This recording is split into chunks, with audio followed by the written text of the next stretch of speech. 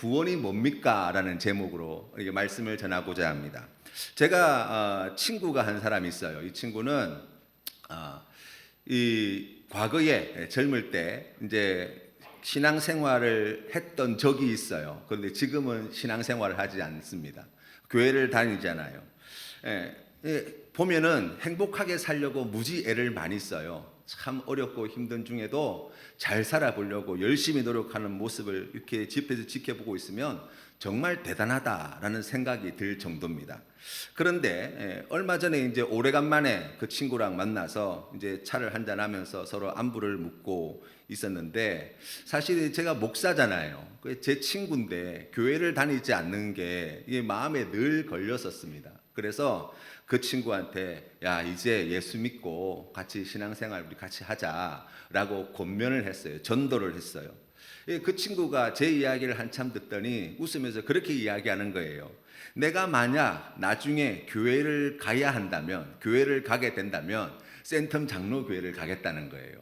그 말은 다른 말로 이야기하면 뭐예요? 나는 지금 별로 교회 다닐 생각이 없다는 이야기잖아요. 그 마음이 좀 이게 쓰이더라고요. 애가 달아가지고 아니라고. 지금부터 예수님 다시 믿고 우리 다시 신앙생활 하자. 네가 예수님 모르는 것도 아니고 지금 세상 가운데 이렇게 살아가는 거 별로 보기 좋지 않다. 너무 걱정된다. 예수님 믿어라. 그렇게 이야기를 했는데 그 친구가 이제 스쳐 지나가듯이 그렇게 저한테 질문을 하는 거예요. 예수 믿으면 뭐가 좋은데? 여러분, 오늘 처음 오신, 또 오래간만에 우리 교회에 오신, 그리고 또 지금 우리 센텀 장로교회에서 함께 신앙생활 하시는 분들의 마음 가운데도 혹시 그런 질문이 있지 않습니까? 예수 믿으면 뭐가 좋은데? 그 질문에 대한 답을 여러분 가지고 있습니까?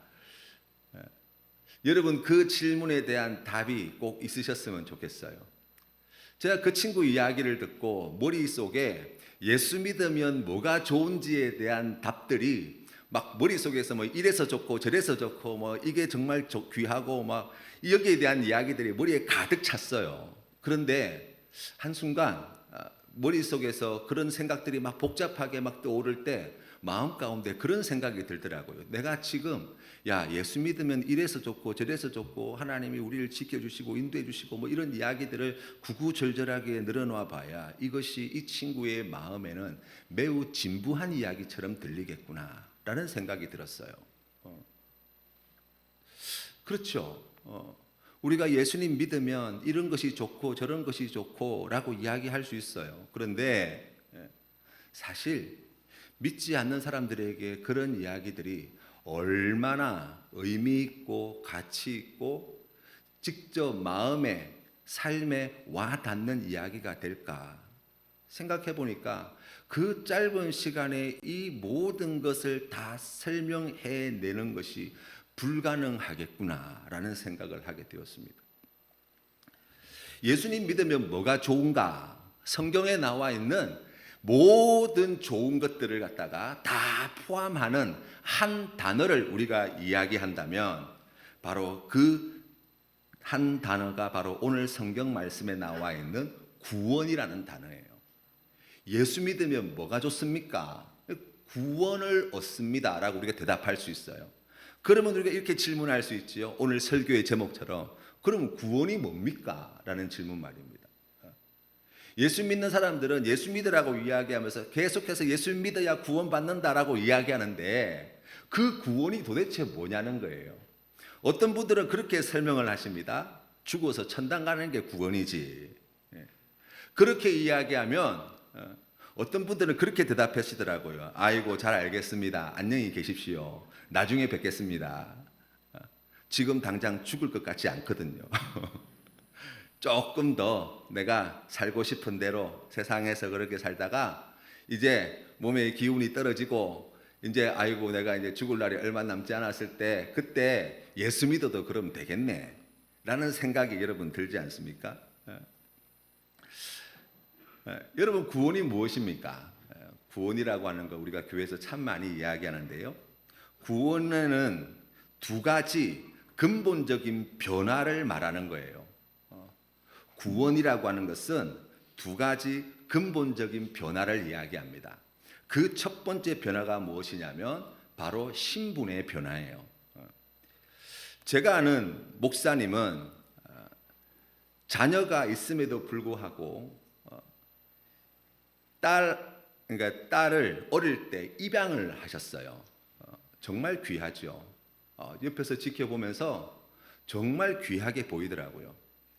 아들이 있음에도 불구하고 자신의 몸에 나지 않은 딸을 입양을 하셔서 정말 아들과 다를 바 없이, 자기 몸에서 난 아들과 다를 바 없이 그렇게 극진히 사랑하시고 사랑하는 딸을 정말 잘 해주려고 애쓰시는 모습이 저한테 큰 감동이 되었어요.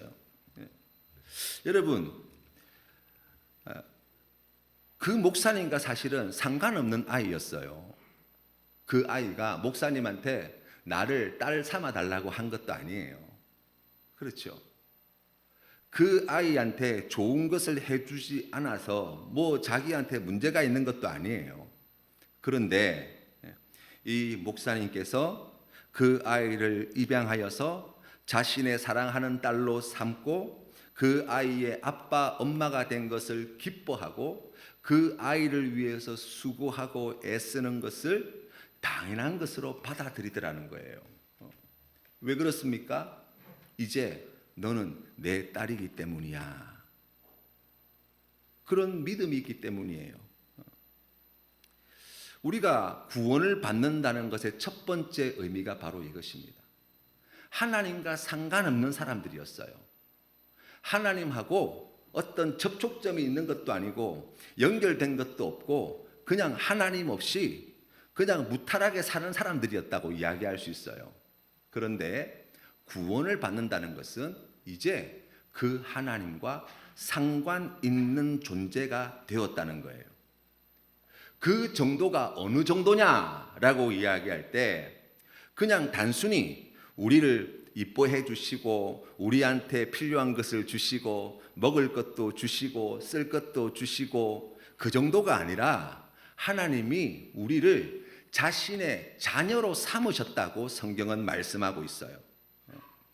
그리고 하나님의 아들만이 누릴 수 있는 모든 혜택과 하나님 아들만이 누릴 수 있는 그 모든 권리를 하나님 자녀 삼은 우리에게 동일하게 주시겠다고 약속하고 계시다는 거예요.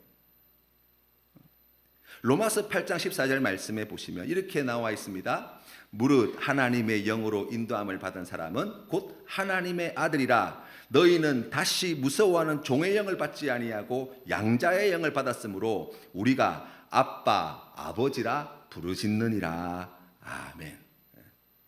구원받았다는 것이 무엇입니까? 예수님 믿는다는 것이 어떤 의미입니까? 우리의 신분의 변화. 하나님과 상관없던 우리가 하나님의 자녀가 되어 이제 하나님을 아빠, 아버지라고 부르게 되었다는 것입니다. 이것이 바로 하나님께서 우리에게 주시고자 하시는 놀라운 구원의 은혜다라고 이야기할 수 있어요.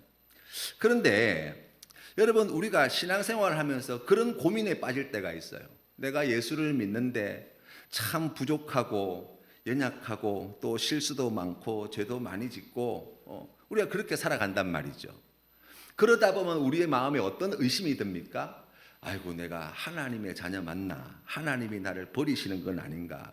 하나님이 이런 내 모습을 보고 실망하시는 것 아닌가? 라는 염려와 근심이 생길 수 있어요.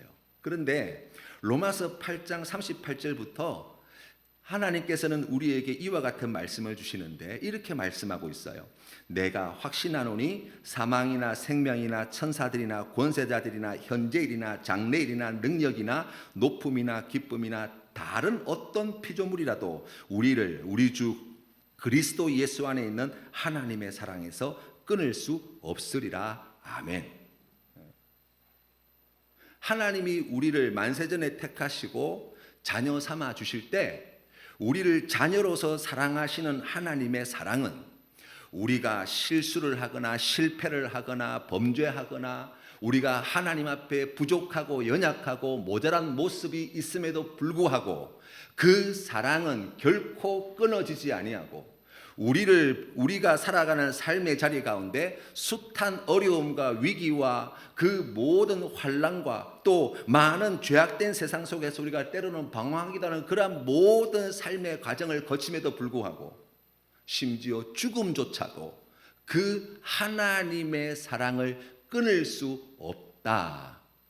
우리를 택하신 자녀로 부르신 하나님의 사랑은 결코 변함이 없다라고 말씀하신다는 거예요. 구원받은 하나님의 자녀에게 하나님께서 주시는 가장 귀한 선물이라고 이야기할 수 있습니다. 그런데 이게 끝이 아니에요.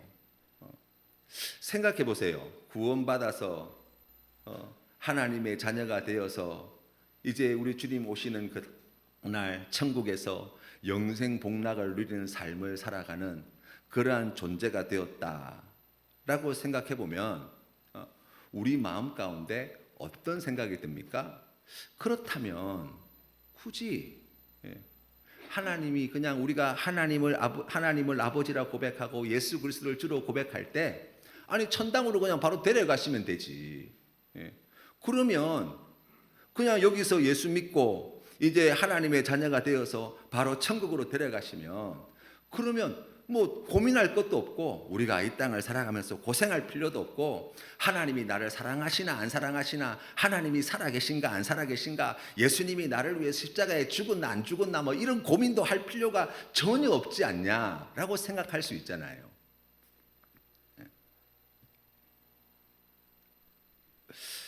로마서 8장 17절 말씀에 보니까 이런 말씀이 있어요. 여러분 잘 들어보세요. 자녀이면 또한 상속자 곧 하나님의 상속자요 그리스도와 함께한 상속자니 우리가 그와 함께 영광을 받기 위하여 고난도 함께 받아야 할 것이니라. 아멘. 자, 구원받은 하나님의 자녀가 됐어요.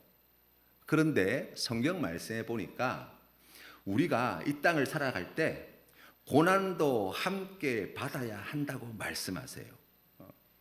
이게 왜 그럴까?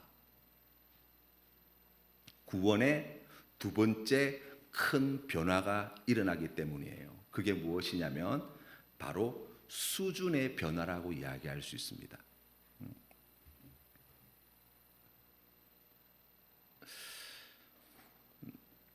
제가 아는 이제 어느 사모님이 이제 그 교회 성도님 가운데 한 분을 이렇게 소개를 하시는데 이제 이렇게 말씀하시는 거예요. 과거에 빌딩을 몇 채 가지고 있는 큰 부자이셨대요. 그런데 이분이 노름에 빠져가지고 재산을 다 탕진해 버리신 거예요.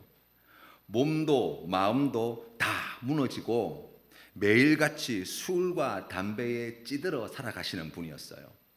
그런데 이분이 그렇게 피곤하게 지친 몸을 이끌고 살아가다가 어느 날 어릴 적에 자기를 위해서 기도했던 어머니의 기도가 생각이 나셨대요. 그래서 깨닫는 바가 있어서 이제 내가 신앙생활을 하고 싶습니다라고 자신의 발로 그 사모님이 계신 교회에 찾아오셨다는 거예요. 정말 몰골이 많이 아니셨어요. 정말 정상적으로 살아가는 사람이라고 볼 수 없을 만한 그러한 몰골, 그리고 냄새도 담배 쩐내, 막 술 취한 냄새 뭐 이런 것들이 막 나지 않았겠냐고요. 어느 날은 응급실에서 전화가 왔어요. 이분이 너무 과음하시고 하다가 그 자리에서 그 먹었던 걸 다 토해내고 막 쓰러지셔가지고 급하게 응급실로 가시게 됐다는 거예요. 이 사모님이 얼른 달려가가지고 그 입에서 나온 그 구토물들을 갖다가 다 닦아내고 옷을 갈아입혀 주시고 하셨대요. 근데 이 어르신이 그 은혜가 너무 고마우셨대요. 그래서 그 뒤로도 계속해서 신앙생활을 해 나가실 때 술도 끊고 욕설도 하지 않고 또 그렇게 건강하게 신앙생활을 잘 하셨다는 거예요. 이분이 귀가 잘 안 들리셔요. 그런데 사모님한테 뭔가 좋은 걸 자꾸 해주고 싶은 마음에 한 번씩 이렇게 전화가 오신대요. 전화가 와가지고 사모님요 몇 시에 사거리 어디 앞으로 나와 있어 라고 이야기하고 전화를 그냥 끊으신다는 거예요. 귀가 잘 안 들리시니까 아니 집사님, 아니 성도님, 제가 그 시간에 뭐 약속이 있어가지고 나가기 어렵다고 말해봐야 알아듣지 못하시는 거예요. 그래서 이분이 전화 올 때마다 막 있던 약속을 취소하고 또 있던 신방을 취소하고 막 급하게 나간 적이 한두 번이 아니시라는 거예요. 이분이 어느 날 이 사모님께 그렇게 이야기하시더라고 말씀하십니다. 사모님요, 제가요 요새 사람 사는 기분이 듭니다. 노름하다가 여기저기 빚진 돈들, 노름하다가 갚아줘야 될 돈들이 많이 있었어요. 그런데 이 어르신이 예수 믿고 신앙생활하면서 기도하다 보니까 그 하나하나가 머릿속에 너무 생생하게 떠오르더라는 거예요. 그래서 그 사람들한테 제가 다 전화했습니다. 제가 그 돈 다 갚겠다고 말했습니다. 수십 년 전의 일이에요. 그분들이 안 갚아도 된다고 다들 그냥 아이고 그냥 뭐 건강하게 행복하게 잘 사시라고 안 갚아도 된다고 그렇게 말씀하시는데 이 어르신이 아니라고 내가 꼭 갚겠다고 내가 그렇게 이야기했습니다. 그리고 그 돈을 실제로 갚기 위해서 열심히 애를 쓰시더라는 거예요. 부끄럽게 살아온 인생이었지만 예수님을 만나고 난 뒤에 그 지난날의 실패와 또 부끄러운 삶을 살아왔음에도 불구하고 이제 그 수준에 머물러 있는 인생이 아니라 하나님께서 기뻐하시는 하나님 자녀다운 삶으로 변화되어져 가는, 성장해가는, 성숙해가는 바로 그와 같은 복을 누리시더라 말씀하셨어요. 구원을 얻는 하나님의 백성이 되었다는 것은 바로 그와 같습니다. 수준의 변화가 일어난다는 거예요. 아니 천당 가서 우리가 주님을 다시 만나고 하나님 나라에서 우리가 함께 영원토록 거하게 될 때 우리가 그 자리에서 뭐 내가 누구를 미워하고 누구랑 아웅다tung 싸우고 한 이야기가 생각이나 나겠습니까? 그때 그 자리에서 생각해 보세요. 그때 그 자리에서 예수님이 나를 위해서 십자가에 달려 죽었나 안 죽었나 그걸 고민하겠냐고요. 하나님이 살아계신가 안 살아계신가 그걸 고민하겠냐고요. 아닐 거예요. 너무나 분명해질 거예요. 얼굴과 얼굴을 맞대어 보는 것처럼 모든 것이 선명해질 거예요. 그런데 왜 이 땅에서의 삶을 살아가야 합니까? 예수님 믿고 신앙생활하는 그 구원의 삶, 이 더 높은 수준의 삶으로 나아가야 합니까? 라고 이야기한다면 하나님 아버지의 관점에서 본다면 그 천국에서 사랑하는 자녀들과 함께하는 그 시간도 너무나 기쁘고 소중하고 의미 있고 가치 있는 것과 마찬가지로 사랑하는 자녀들이 살아가는 이 오늘도 아버지 하나님께는 내 사랑하는 자녀의 인생이기에 그냥 두실 수가 없다는 거예요. 하나님과 상관없이 그렇게 제 마음대로 제 뜻대로 살아가도록 내버려 두실 수가 없다는 거예요. 그래서 할 수만 있다면, 그래서 자신이 동원할 수 있는 모든 능력을 다 동원하여서 우리를 그냥 내버려 두시는 것이 아니라 더욱 고귀하고 더욱 아름답고 더욱 존귀한 그리스도의 장성한 분량에 이르기까지 자라나도록 하기 위하여 우리 하나님께서 우리를 결코 내버려 두지 않으시겠다는 거예요. 이게 바로 하나님이 우리에게 주시는 구원의 은혜라고 이야기할 수 있습니다. 예수님 믿으면 로또에 당첨되고 있던 병이 떠나가고 하는 일들이 다 잘 되고 그러면 참 좋겠지만 여러분 다 아시잖아요. 여러분을 오늘 이곳으로 초대하신 분들도 사실은 많은 문제와 어려움을 안고 살아가시는 거예요. 그런데 우리가 믿고 있는 바가 있습니다. 우리를 이처럼 사랑하시는 하나님께서는 우리 인생 가운데 함께 하시고 우리를 그냥 내버려 두지 않으실 때 모든 것을 합력하여 선이 되도록 만드시는 하나님이시라는 거예요. 왜 그렇습니까? 그분이 우리 아버지시거든요. 그래서 믿는 사람에게는 실패도 복이 돼요.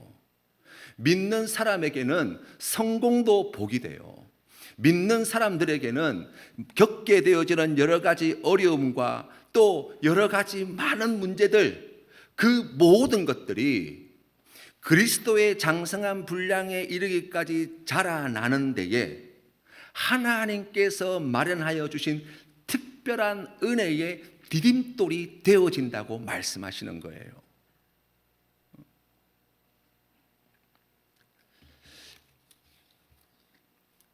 여러분, 우리가 세상에서 살아가잖아요.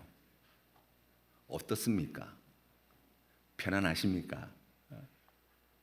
문제가 없습니까? 우리가 지금보다 더 건강하고 지금보다 더 부유하고 지금보다 더 편안한 삶을 살기 위해서 애쓰고 노력하는데요. 여러분, 역사를 보세요. 인류의 모든 역사를 보면 그렇게 건강하고 부유하고 편안하고 행복한 삶을 위해서 그렇게 다들 열심히 노력하며 살아왔어요. 그런데 여러분, 그 끝이 무엇입니까? 그 모든 것들이 다 아무것도 아닌 것임을 우리 모두가 보게 될 거예요. 그것을 성경이 말하는 죽음이에요. 내가 애쓰고 수고한 모든 것들이, 그 모든 것들이 헛된 것이었구나를 우리가 죽음 앞에서 다시 절감하게 될 거예요. 그런데 하나님은 우리의 인생을 그렇게 헛되게 끝내게 하고 싶지 않으시다는 거예요. 그래서 하나님이 하신 일이 무엇입니까? 독생자이신 예수님을 이 땅에 사람으로 보내시고 우리를 죄를 위하여 십자가에 못 박혀 죽이시고 그리고 3일 만에 그 죽음에서 다시 살리시고 다시 이 세상의 심판주로 아버지 하나님께서 보내시겠다고 약속하시는 거예요. 여러분 어떻습니까? 여러분에게 지금 구원이 필요하십니까? 내가 이 험악하고 힘들고 어렵고 피곤하고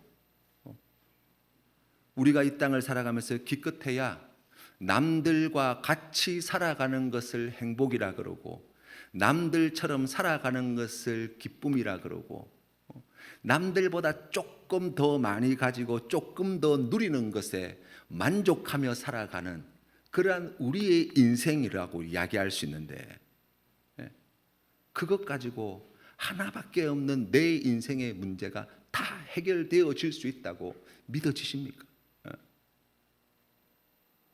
이 부조리하고 죄악이 넘쳐나는 세상 속에서 우리가 그 하나님의 뜻대로 이루어지지 않는 그 세상 속에서 지금도 우리가 그 고통을 실제로 겪으며 살고 있지 않냐고요. 그걸 어떻게 바로잡을 수 있습니까? 거기에서 우리가 어떻게 구원함을 받을 수 있습니까? 세상이 답을 줄 수 없는 거예요. 오직 우리를 위하여 십자가에 달려 죽으시고 부활 승리하신 예수 그리스도만이 우리를 그 죽음에서 구원해내신다고 말씀하십니다. 우리 하나님은 전능하신 분이십니다. 그러나 단 한순간도 여러분의 자유와 여러분의 의지를 침해하면서 강제로 여러분의 멱살을 끄잡아다가 예수 믿도록 하게 하시는 분이 아니에요. 우리 주님은 늘 언제나 우리의 마음의 문 앞에 서셔서 우리의 마음의 문을 두들기십니다. 우리 하나님은 오늘도 우리에게 다가오셔서 내가 너를 이렇게 사랑한다. 내가 너를 위하여, 너를 나의 자녀 삼기 위하여 내가 이렇게 행하였다. 나의 사랑을 받아주겠니? 사랑한다 이야기할 때 그 사랑을 받아들이고 우리가 그 사랑을 준 분을 사랑하게 될 때 사랑의 새로운 관계가 시작되어집니다. 저는 오늘 이 자리가 바로 그러한 자리가 되기를 주님의 이름으로 축원합니다. 우리 주님이 여러분 한 사람 한 사람을 사랑하셔서 이곳으로 보내시고 우리에게 주시고자 하시는 구원이 무엇인지 말씀하시고 이 구원을 이루기 위하여 우리 하나님이 무엇을 하셨는지 보여주시고 내가 너를 이렇게 사랑한다.